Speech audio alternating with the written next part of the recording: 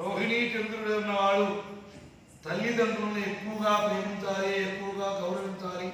వాళ్ళని దూషించకుండా చూసుకోవాలి. ఎందుకంటే ఆ తల్లికి కనుక ఆగ్రహం కలిగినట్లయితే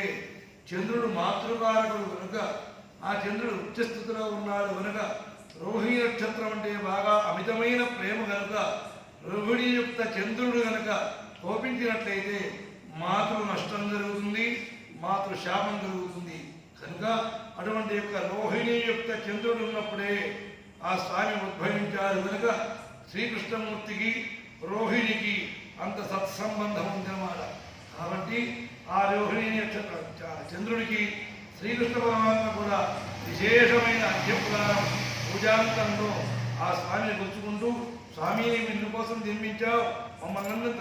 తరింపజేయడం కోసం ఉద్భవించావు, మా ఇంత అనుగ్రహం చేత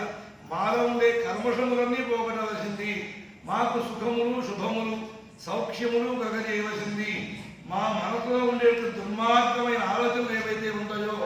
కంసుని చంపడం కాదయా, ఆ కంసుడు ఉండే లక్షణాలని మాలో కూడా ఉన్నాయి కాబట్టి మాలో ఉండే దుర్మార్గపు ఆలోచనలు పోగొట్టి సమమైన భావం చేత హైందవ ధర్మాన్ని కాపాడే విధంగా, హైందవ ధర్మం అంటే మతంతో అనండి